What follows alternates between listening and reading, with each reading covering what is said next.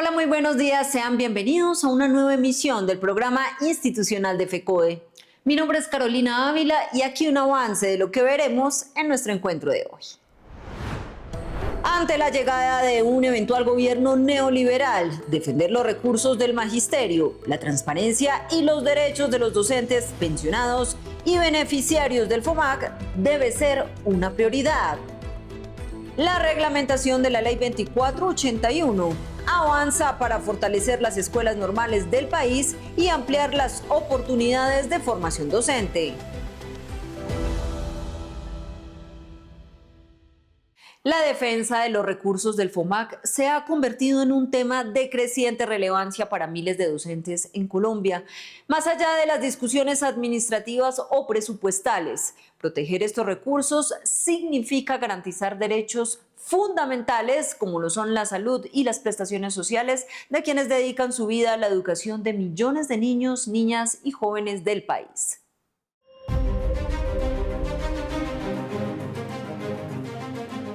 Para el magisterio colombiano, la existencia del FOMAC representa uno de los logros más importantes alcanzados tras décadas de lucha sindical. De acuerdo con expertos, el fondo constituye una cuenta especial de la nación incluida dentro del presupuesto general, lo que permite garantizar el pago oportuno de las prestaciones sociales y la prestación de los servicios de salud para docentes activos, pensionados y sus familias. Conquista del fondo del magisterio del FOMAC es una conquista de muchos años de lucha del magisterio. Lo logramos con la ley 91 del 89, que el fondo es una cuenta especial de la nación que está en el presupuesto nacional. Y eso nos garantiza nuestras prestaciones sociales, no solo las económicas, sino lo que tiene que ver en materia de salud y seguridad social. La dirigente advirtió que cualquier afectación a los recursos del fondo representaría un grave retroceso para los derechos del magisterio, pues pondría en riesgo la financiación de prestaciones como cesantías, pensiones y servicios médicos. Además, recordó que antes de la creación del fondo, los docentes se enfrentaban constantes demoras en el reconocimiento y pago de sus derechos laborales. El hecho de que el fondo de prestaciones del magisterio se desfalque, quede sin recursos, no tenga los dineros correspondientes que deben asignarse en el presupuesto, representa un retroceso como de 50 años para los maestros en la época en que nuestras prestaciones sociales no se nos pagaban ni cesantías ni pensiones, todo se demoraba. ¿Por qué? Precisamente porque los recursos no estaban definidos en el presupuesto. La importancia de este fondo también se refleja en la prestación de los servicios de salud y en la cobertura de los riesgos laborales de los docentes. El fondo es el encargado de contratar las entidades que prestan esos servicios y de garantizar la atención integral de los afiliados. Es fundamental que los maestros hagamos conciencia de la importancia, no solo para los que están activos, sino para los pensionados y sus familiares de lo que es el fondo prestacional del magisterio. La organización sindical también resaltó que los docentes cuentan con representación en los órganos directivos del fondo, tanto a nivel regional como a nivel nacional, en donde FECODE hace presencia, lo que permite ejercer control sobre las decisiones relacionadas con la contratación y el manejo de los recursos. Por ello, el llamado es a fortalecer la participación y la vigilancia permanente para garantizar la estabilidad del sistema prestacional del magisterio. El vicepresidente de la FIDU Previsora para Asuntos del FOMAC, Herman Bayona, aseguró que la terminación del contrato con la plataforma Horus permitirá mejorar sustancialmente la atención a los docentes y sus beneficiarios. Además, anunció un convenio con la SAE para contar con instalaciones propias destinadas a la prestación de servicios.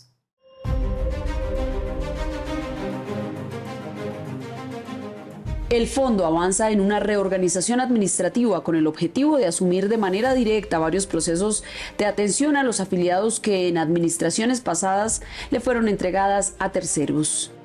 Se acabó el contrato con Horus, que es una plataforma de atención con la cual se basaba toda la operación del sistema de salud de los maestros.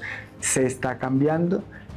Ya entró en invitación para la nueva plataforma. Son 6 operadores o nuevas plataformas que pasaron todas las evaluaciones. Y la idea es finalmente acabar con intermediarios y que tengamos cosas propias. Esto no implica que nosotros sigamos en el proceso de hacer nuestra propia aplicación para que no tengamos que pagar por una aplicación que nos corresponde. De todas maneras, con la nueva aplicación disminuimos en cerca del 60% del gasto de lo que estábamos pagando por SwissModus.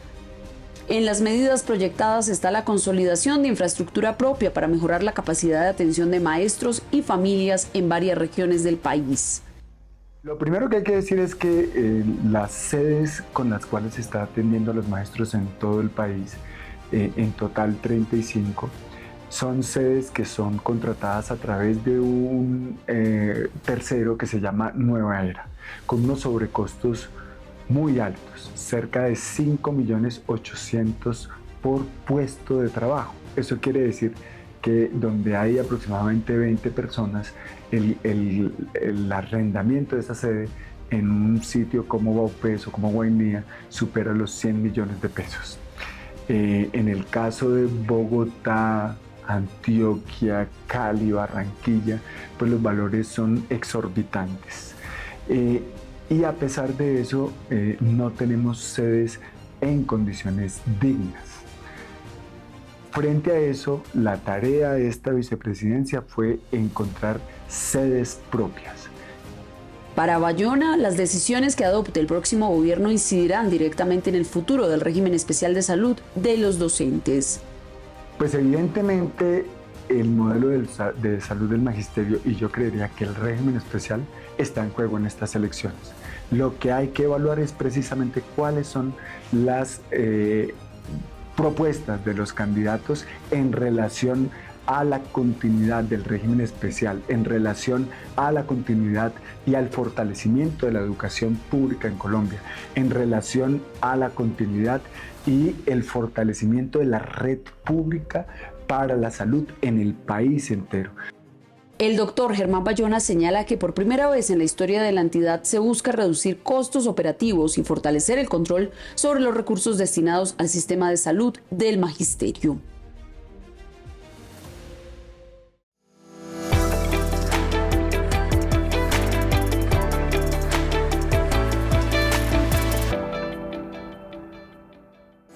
Compañeras y compañeros maestros de Colombia, saludo especial desde el Comité Ejecutivo de FECODE, especialmente desde la Secretaría de Cultura, Recreación y Deporte. Hoy, en medio de la coyuntura política, rechazamos y lamentamos el hundimiento por procedimiento que se da de la mesada 14. El Centro Democrático, como bancada de oposición del gobierno, debía ponerlo en el orden del día para el jueves y no lo hizo, y este ya es un hundimiento por procedimiento. Rechazamos desde el Comité Ejecutivo esta acción de la ultraderecha en contra de los maestros de Colombia. Por otra parte, decirles, compañeras y compañeros del 1278, que durante esta semana estuvimos en reunión con el Ministerio de Educación con el tema de ascenso para los maestros 1278, cerca de 90.000 maestros que podrán participar en una nueva cohorte. Pues el Ministerio de Educación nos ha presentado 3 propuestas. Una primera que sería una prueba como la que se venía haciendo en las 2 cohortes anteriores para todos, para quienes cumplen requisitos, recogiendo el tema de instrumentos, pero nos ha dicho el Ministerio que no iría con autoevaluación. Nosotros desde el Comité Ejecutivo mantenemos la postura de que la autoevaluación, por más que haya generado algunos inconvenientes con maestros, en particularidades, a la gran generalidad lo benefició y se debe mantener también el tema de la autoevaluación. Por otro lado, nos proponen un curso que alargaría los tiempos y que no tiene definidos temas de financiación, que no tiene tema definidos temas de regla fiscal y una tercera propuesta que sería el curso con una evaluación. Hay que decir que desde el comité ejecutivo hemos visto que es más viable continuar con el tema de la evaluación mientras consensuamos una nueva forma de ascenso para los maestros de Colombia. Invitar a los compañeros para que mañana domingo salgamos a defender la vida. Seguimos trabajando por los maestros de Colombia. Un fuerte abrazo. Tras varias mesas de concertación entre el Ministerio de Educación, representantes de las escuelas normales superiores y organizaciones del sector, avanza la construcción del decreto reglamentario de la Ley 2481 de 2025, una norma que busca consolidar un régimen especial para estas instituciones y fortalecer la formación inicial de maestros en Colombia.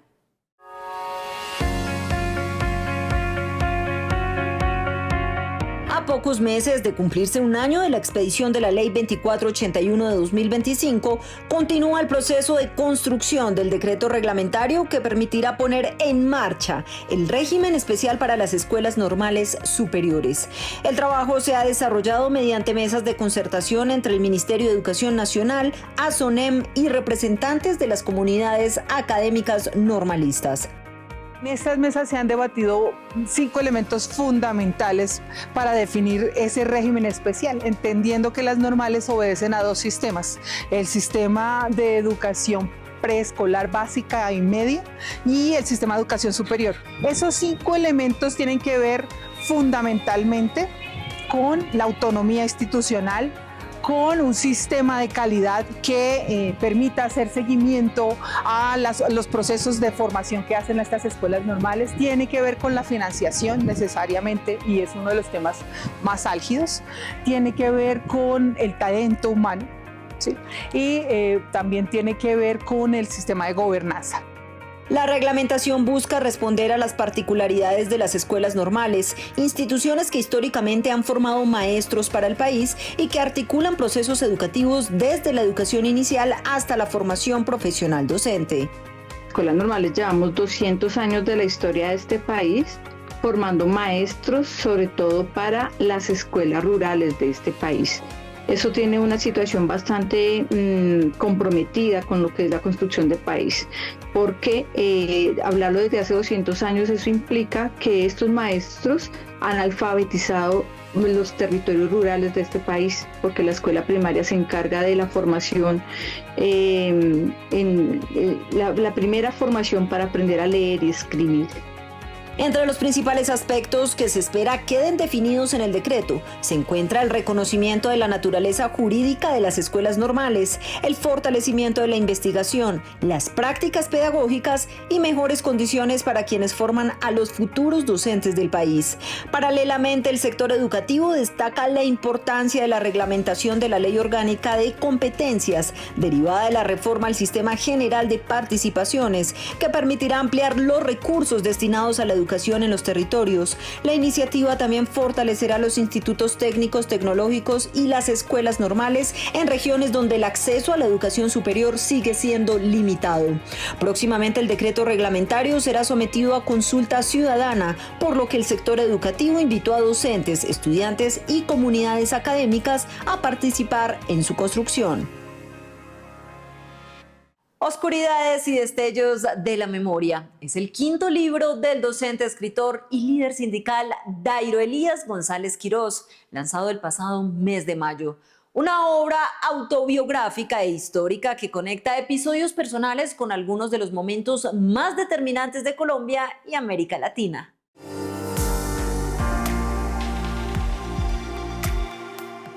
La memoria personal y la historia colectiva se entrelazan en Oscuridades y destellos de la memoria. El más reciente libro del profesor pensionado del distrito y escritor Dairo Elías González Quirós, lanzado durante la Feria Internacional del Libro de Bogotá. La obra recopila 6 décadas de transformaciones sociales, políticas y culturales de Colombia, narradas desde la experiencia de la vida del autor, quien durante 45 años ejerció como docente y pedagogo, además de desempeñarse como líder sindical y promotor de la literatura. El libro está dividido en 3 capítulos: El primero, titulado Mundo Caribe, aborda el nacimiento, la infancia y la adolescencia del escritor, rescatando recuerdos propios y de figuras políticas ligadas a la historia nacional. Allí González reconstruye el ambiente social y cultural del Caribe colombiano mientras conecta episodios familiares con acontecimientos históricos que marcaron al país. Yo nací en el 59 y entonces allí coincide un poco con el nacimiento del Frente Nacional y entonces allí presento algunas visiones que tienen sobre ese tema mis abuelos e incluso mi madre. Otro tema que también está ligado casi a ese año de mi nacimiento, un poco antes, es el estallido social producto del asesinato de Jorge Eliezer Gaitán. La obra también enlaza la historia de América Latina con la vida del autor, mencionando acontecimientos como la Revolución Cubana de 1959, mientras reflexiona sobre las luces y sombras que han marcado al continente en las últimas décadas. El segundo capítulo, Mundo Andino, profundiza en la juventud y madurez del escritor, mientras que el tercero, Dimensión Artística, resalta el papel de la literatura, los recuerdos y el silencio en su vida como docente y creador. Porque aquí está registrado mis 45 años de mi labor como docente, como pedagogo. Entonces allí sistematizo algunos elementos importantes en cuanto a la enseñanza del español y la literatura, no solo en el campo de la educación secundaria, sino en el campo de la educación universitaria, porque trabajé 30 años en la Universidad Pedagógica Nacional. La portada de esta obra fue creada por el artista plástico magdalenense Jaime Padilla González, aportando una identidad visual ligada a las raíces caribeñas que atraviesan todo el relato.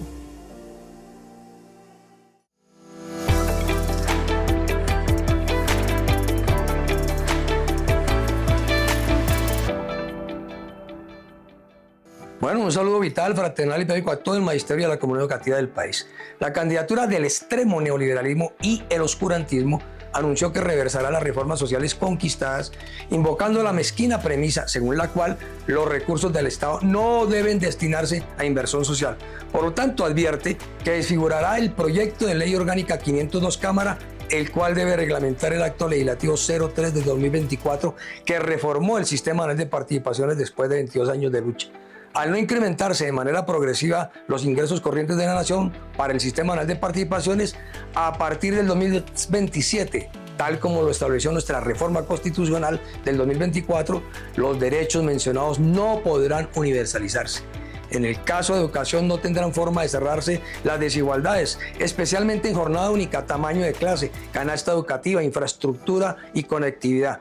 La educación inclusiva, preescolar de 3 grados, media especializada, de jóvenes adultos, rural, las escuelas normales superiores e institutos técnicos agropecuarios, industriales, comerciales, diversificados, INEN e ITAS ya no contarán con el presupuesto que les otorgó el acto legislativo 03 del 2024. Pero sería más grave la supresión de mínimo 750.000 trabajadores del Estado, de los cuales el magisterio es de mayor número, elevaría salvajemente la sobrecarga laboral e invalidaría de facto el concurso de ingreso a la carrera docente que está en desarrollo, suprimiéndolo de tajo, porque en adelante los recursos se le entregarían a dueños de colegios privados que definirían qué se enseña, cómo se enseña, cuánto se paga y cuánto se elabora, a la vez que las pensiones quedarían en riesgo.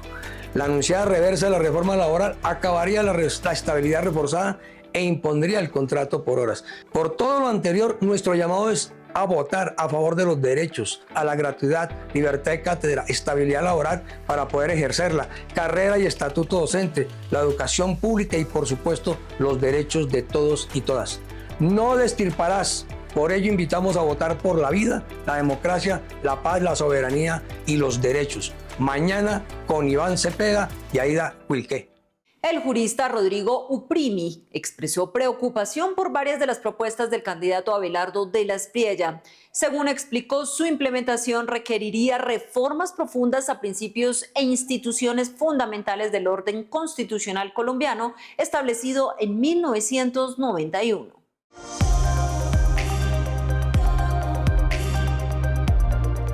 Para Rodrigo Uprimi, varias de las entidades que Abelardo de la Espriella ha planteado eliminar o desmontar hacen parte del diseño institucional protegido por la Constitución de 1991. Por eso advierte que esos anuncios no podrían ejecutarse por simple voluntad presidencial y que requieren de reformas constitucionales de gran alcance. Colombia ha incrementado lo que se mide como el gasto público en el PIB, se ha incrementado en los últimos 20 años. Pero sigue siendo un Estado que para nada es un Estado gigante como se ha querido plantear. Entonces no es cierto. No es cierto que Colombia tenga un Estado gigante que hay que recortar brutalmente para, como dice de la Espriella, poder reducir impuestos y que eso genere crecimiento económico. Eso no es verdad en cifras macroeconómicas. De otro lado, él no ha precisado con claridad cuáles son las 140 que va a suprimir y algunas para suprimirlas requiere reformas legales, no es simplemente por decreto. Uprimi sostiene que la propuesta de dolarización impulsada por de la Espriella tampoco sería compatible con el marco constitucional vigente. La medida afectaría funciones esenciales del Banco de la República y modificaría principios centrales del modelo económico establecido en la Constitución, lo que obligaría a promover profundas reformas constitucionales. Es ridículo pensar en dolarizar una economía que tiene una inflación del 5%. Cuando ha habido dolarizaciones es países que tenían inflaciones desbocadas, y que era una forma de anclar la política monetaria a la política de Estados Unidos y reducir las expectativas inflacionarias. En un país que tiene la inflación controlada gracias a la autonomía del Banco de la República, entre otras cosas, pues no tiene mayor sentido. Y es una política riesgosísima porque una vez que se dolariza una economía, echar para atrás esa decisión es extremadamente difícil, prácticamente imposible. Si puede hacerlo, eso requeriría una reforma constitucional. ¿Por qué? Porque las decisiones de política monetaria son del Banco de la República. Uprimi expresa preocupación por la trayectoria y las alianzas que rodean a Abelardo de la Espriella. A su juicio, los antecedentes del candidato y algunas de sus posiciones generan dudas sobre la defensa efectiva del Estado de Derecho y las garantías democráticas. Un grupo de exmagistrados de altas cortes y reconocidos juristas sostienen que la nacionalidad estadounidense por naturalización de Abelardo de la Espriella plantea incompatibilidades para ejercer la presidencia en Colombia. Según los juristas, los compromisos del candidato adquiridos al obtener esa ciudadanía entrarían en tensión con las obligaciones constitucionales del jefe de Estado colombiano en el hipotético caso de llegar a la Casa de Nariño.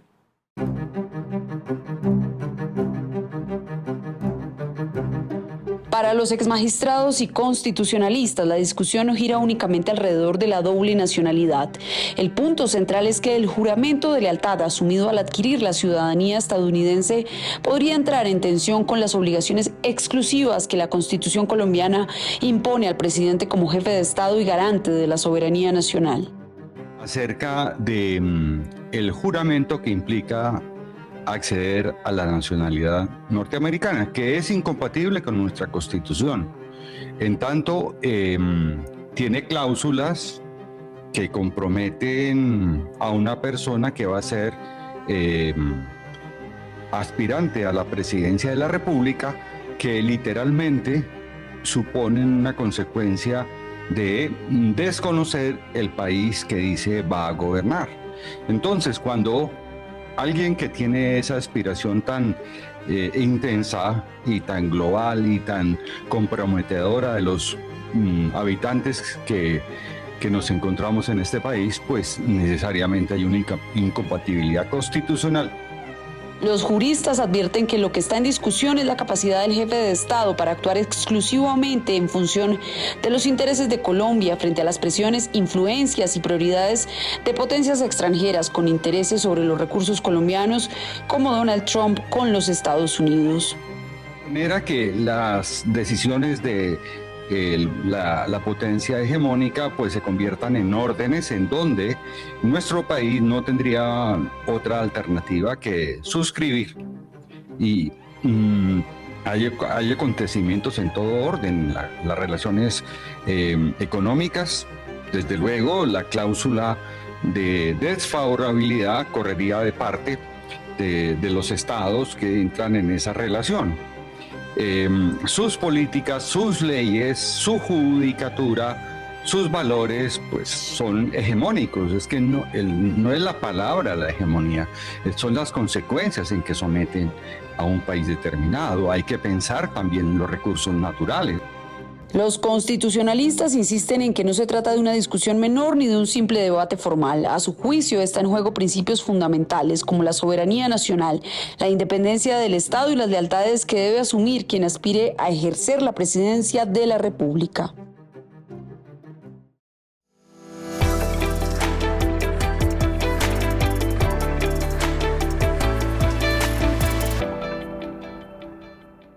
Un cordial y fraterno saludo al magisterio colombiano, a la comunidad educativa y a las diferentes organizaciones sociales y populares del país.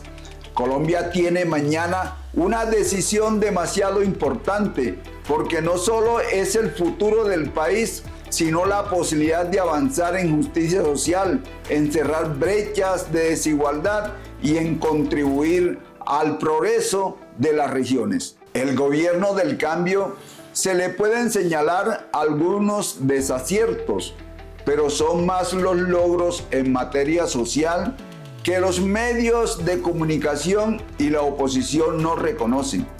Sin embargo, el pueblo lo vive en su día a día. Para el magisterio, los hogares más humildes, nuestros campesinos, los trabajadores, las trabajadoras, aprendices, personal de salud, entre muchos otros.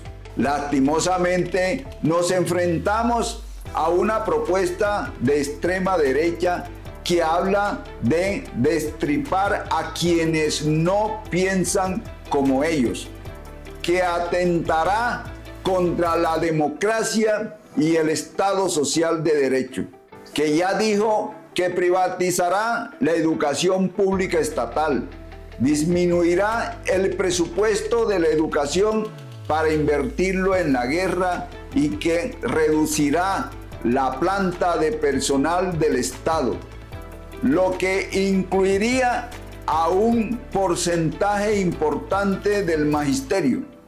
Ante tantas amenazas, no podemos permitir el avance del fascismo en Colombia.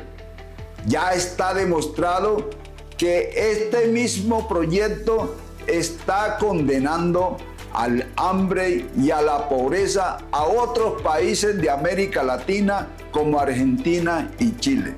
El magisterio colombiano siempre ha sido un factor determinante en la defensa de los derechos de los colombianos. FECODE y nuestros sindicatos filiales mañana estamos dispuestos para apoyar la democracia y llamamos al pueblo colombiano a reflexionar y a votar a conciencia. FECODE le sigue apostando a la vida, la paz, la democracia, la educación pública, por nuestros derechos, por el cuidado del medio ambiente. Mañana salgamos masivamente a participar de esta jornada electoral, a invitar al amigo, al vecino, a la tía, a los conocidos, a votar con compromiso y por Colombia. Vamos en segunda vuelta a lograr la remontada. Todos y todas a votar masivamente por Iván Cepeda y Aida Quilpué a la presidencia y vicepresidencia de la República. Compañeras y compañeros, la lucha continúa. La unidad en la lucha nos hará vencedores. Sin luchas no habrá victorias. Que pasen todas y todos un feliz fin de semana. Y antes de despedirnos, la invitación es a salir mañana 21 de junio a votar masivamente para elegir a quien nos gobernará los próximos 4 años. Recuerden que cada voto cuenta para fortalecer las instituciones y reconstruir el país que queremos. No olviden suscribirse, seguirnos y visitarnos en TikTok, X, Facebook e Instagram y estar atentos a Frecuencia F, el espacio informativo institucional de los miércoles a las 6 de la tarde. Gracias por su sintonía y nos reencontramos el próximo sábado a partir de las 7 de la mañana por Teleantioquia. Feliz día y feliz fin de semana.